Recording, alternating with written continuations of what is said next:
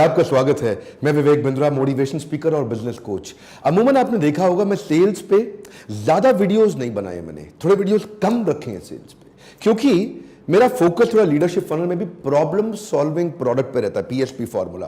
मैं वो PSP formula पे फोकस इसलिए करता हूं क्योंकि दुनिया के सारे बड़े अच्छे ब्रांड्स जो जमीन से शुरू होकर ऊपर तक गए हैं, फर्श से अर्श तक, ये वो हैं जो प्रॉब्लम सॉल्व करने वाले प्रोडक्ट को तैयार कर देते हैं, सेल्स अपने आप बढ़ जाती है। बहरहाल आज का टॉपिक मैं लूंगा कि वो चार क्या कारण है जिनकी वजह से आप सेल्स में या तो असफल हो गए हैं या बड़ी सफलता हासिल नहीं कर पाए। चाहे आप किसी भी प्रकार की सेल्स कर रहे हैं, आप B2B सेल्स कर रहे हैं, B2C कर रहे हैं या B2B2C कर रहे हैं, इन पे मैं वीडियो पहले भी बना चुका हूं, या आप डायरेक्ट सेलिंग कर रहे हैं या मल्टी लेवल मार्केटिंग की सेल्स कर रहे हैं, या हो सकता है कि आप इंटरनेट बेस्ड डिजिटल मार्केटिंग से भी सेल्स कर रहे हो। किसी भी प्रकार की सेल्स में वो चार क्या कारण है जिनसे आपको बड़ा फेलियर आपके हाथ लगता है। पहला कारण, people don't like to be sold. One more time, come on, क्या? People don't like to be sold. ये कोर बिलीफ बनाइए। मैं थोड़ा हिंदी में इसका अर्थ समझा देता हूं। किसी भी आदमी को अच्छा नहीं लगता कि उसको कोई आकर के चालाकी से कुछ बेच के चला जाए। ये दुनिया में किसी को, इस बात को दिमाग में छाप लीजिए, इस बात को ना किसी तरीके से अपनी कंपनी में, अपने लोगों में घुसा दीजिए कि people don't like to be sold, people like to be help. थोड़ा कड़वा और कठोर उदाहरण दूं, you don't get married to a total stranger, you don't give a French kiss to a total stranger, you don't sleep on bed with a total stranger. जो आदमी पहली बारी मिला उसके साथ आप बड़े डिसीजंस कभी नहीं ले सकती हैं, right? Would you agree with me? देखिए, ध्यान दीजिए, ऐसे ही अगर जो आदमी पहली बारी मिला वो भी माल बेचने की कोशिश करता है, और जो लड़का लड़की से पहली बारी मिला, पहली बारी मिलते ही बहुत फिजिकली इंटीमेट होने की कोशिश करता है, दोनों लोग एक जैसे डेस्परेट नजर आते हैं। जबरदस्ती माल बेचता है जो पहली बारी में, वो भी डेस्परेट नजर आता है। जबरदस्ती एक लड़की के साथ उसको तंग करने की कोशिश करता है, फिजिकल इंटीमेसी दिखाने की कोशिश करता है, वो भी डेस्परेट नजर आता है। ऐसे डेस्परेट लोगों को देख के लोग गायब होना चाहते हैं, कटना चाहते हैं, पसंद नहीं करते। इसीलिए कस्टमर को माल मत बेचो, मदद करो। कम ऑन, माल मत बेचो, मदद करो। कस्टमर की पुरानी प्रॉब्लम सॉल्व करा दो या आगे का गोल अचीव करा दो, दो चीजें पकड़ लीजिए। कम ऑन, कस्टमर की पुरानी प्रॉब्लम सॉल्व करा दो या उसका गोल अचीव करा दो। मान लीजिए आपने डिसाइड कर भी लिया कि मैं बेचू नहीं बनूंगा, मैं सेलू नहीं बनूंगा, जबरदस्ती सेल्स नहीं करूंगा, जबरदस्ती कन्विंस नहीं करूंगा, लोगों की हेल्प करूंगा। अगर आपने ये डिसाइड कर भी लिया तो भी नंबर 2 बड़ा इंपॉर्टेंट आता है आपके देखने के लिए, जो गलती बहुत होती है, when you don't dig deep enough. Come on, क्या? When you don't dig deep enough। आप जबरदस्ती मदद नहीं कर सकते किसी की, पहले आपको जानना पड़ेगा उसको मदद चाहिए क्या। एक बार कुछ बच्चे क्लास में लेट पहुंचे, मास्टर जी बोले, अरे बच्चों लेट काहे हो गए? अरे मास्टर जी, वो बूढ़ी औरत को सड़क पार करा रहे थे। अबे तो आधा घंटा लेट कैसे हो गए? मास्टर जी, वो सड़क पार करने को मान नहीं रही थी। जबरदस्ती कस्टमर को गलत सड़क पार मत कराओ। कस्टमर की मदद करनी है तो पहले जानो उसको मदद चाहिए क्या है। प्रोस्पेक्टिंग, प्रेजेंटिंग और पोजीशनिंग करने से पहले उसकी नीड ढूंढिए और नीड को हेल्प में कन्वर्ट करिए। प्रोडक्ट तो बाद में आता है जी, प्रोडक्ट पहले नहीं आता पिक्चर के अंदर। पहले उसकी नीड आती है, फिर आप सोचते हो कि मैं इस नीड में इसकी कैसे हेल्प करूं। उसको बोलते हैं कंसल्टेटिव सेलिंग। कंसल्टेटिव सेलिंग का मतलब क्या? पहले कंसल्ट करोगे सामने वाले, सबसे पहले कुछ चर्चा करोगे, समझोगे उसको चाहिए क्या है, उसके बाद। तो पहला स्टेप क्या था? People don't like to be sold. दूसरा स्टेप क्या है? You did not dig deep enough. इसमें आपने उसका नीड भी जान लिया, उसका वांट भी जान लिया, उसका गोल भी जान लिया, उसका प्रॉब्लम भी जान लिया। अब आप प्रोडक्ट देने की जैसी कोशिश करेंगे। तीसरे स्टेप में ध्यान दीजिए, कहीं गलती ना हो जाए। इसको बोलते हैं आइडेंटिफाई और KDM। KDM का मतलब क्या है? की डिसीजन मेकर। जिसको आप माल बेच रहे हैं उसके पास डिसीजन लेने की एबिलिटी है भी कि नहीं है। कई बार you are talking to a wrong person.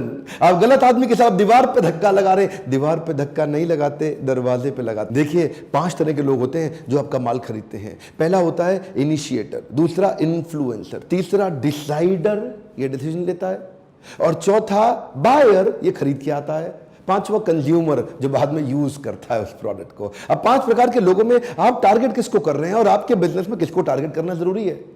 मान लीजिए आपका कंज्यूमर बहुत ही छोटा बच्चा है तो बच्चे को टारगेट मत करिए, डिसाइडर को, बायर को, इनको टारगेट करिए, क्योंकि ये लोग आपका माल खरीदेंगे। अब एक कॉर्पोरेट के अंदर B2B में परचेज मैनेजर आपका बायर है, लेकिन ना तो वो इन्फ्लुएंसर है ना वो डिसाइडर है। डिसाइडर उनका बॉस है जो ऊपर से उनको बताता है काम करने के लिए। ऐसे ही आप अपना KDM, की डिसीजन मेकर ढूंढिए। जिसको भी आप माल बेच रहे हैं, जिस कंपनी में माल बेचते हो उस कंपनी का ऑर्गेनाइजेशन स्ट्रक्चर को पहचानो। कई बार उस कंपनी में चेयरमैन का सेक्रेटरी, जो कि छोटी तनख्वाह पे होता है ना, चेयरमैन का सेक्रेटरी PA, वो कंपनी के वाइस प्रेसिडेंट से भी ज्यादा पावरफुल होता है। ऑर्गेनाइजेशन स्ट्रक्चर के अंदर घुसना पड़ता है, आपको कस्टमर को पहचानना पड़ता है कि इनमें डिसीजन मेकर कौन है। अरे साड़ी बेचने वाला भी जब साड़ी बेचता है ना, तो वो देखता है सास भी आई है, बहू भी आई है, ननद भी आई है, वो देखता है यहाँ चलती किसकी है।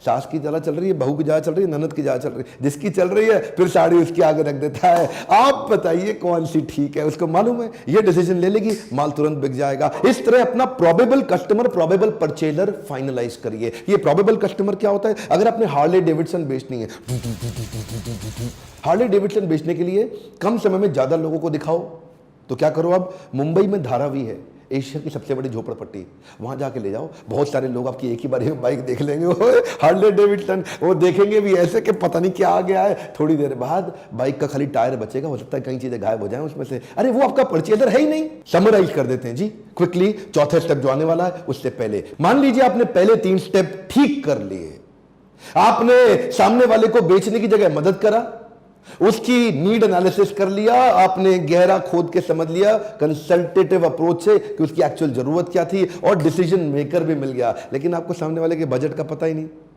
Unclear about the budget bracket. ये भी बड़ा डेंजरस है सर। कुछ लोग ऐसे होंगे, वो ना तो पैसा खर्च कर सकते हैं, ना पैसा खर्च करना चाहते हैं।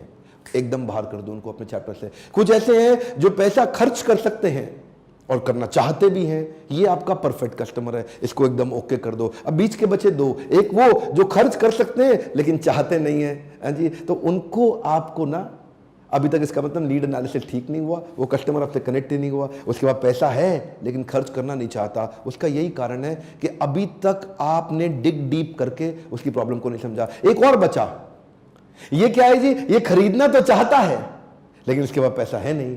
तो इसके साथ आप बैठ के मदद करें कि कहाँ से फाइनेंस मिलेगा इसको, किधर से लोन मिलेगा, कोई ईएमआई की स्कीम आ जाएगी, कोई पार्टनर स्कीम आ जाएगी जिससे वो खरीद लेगा।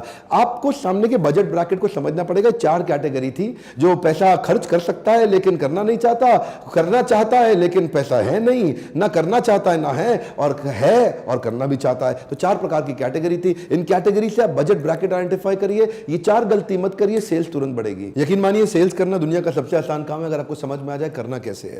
क्या आपने लीडरशिप फनल की ग्रेजुएशन सेरेमनी की वीडियोस देखे थे? अगर नहीं देखे तो जरूर देखिए। अब तो कई ऐसे एंटरप्रेन्योर हैं जो ग्रेजुएट हो चुके हैं लीडरशिप फनल से। हम हजारों लॉस मेकिंग कंपनीज को प्रॉफिट मेकिंग बना चुके हैं, उनके सेल्स के मॉडल बदल चुके हैं। मैं 10 सेल्स के पावरफुल मॉडल्स एक्सप्लेन करता हूं इसी लीडरशिप फनल प्रोग्राम में। अगर फिर भी आपके बिजनेस में कोई प्रॉब्लम आ रही है तो एक काम करिए, मैं आपकी काउंसलर के साथ में फ्री कॉल का कमिटमेंट है, इसी नंबर पर फोन करिए और बोलिए मैं बिजनेस काउंसलर से बात करना चाहता हूं। आप उनको अपने बिजनेस की सारी प्रॉब्लम बताइए और समझिए कि क्या वो उसको सॉल्व कर सकते हैं, और वो आपको गाइड कर सकते हैं कि कैसे लीडरशिप फनल आपकी मदद करेगा। हमारे साथ जुड़े रहने के लिए, चैनल को सब्सक्राइब करने और करवाने के लिए, कमेंट बॉक्स में नीचे कमेंट लिख के हर बार की तरह अपनी प्रॉब्लम्स को बताने के लिए, वीडियो को लाइक करके हमारा उत्साह बढ़ाने के लिए, अपने फैमिली परिवार सदस्यों में शेयर करते रहने के लिए दिल से आप सबका बहुत बहुत धन्यवाद।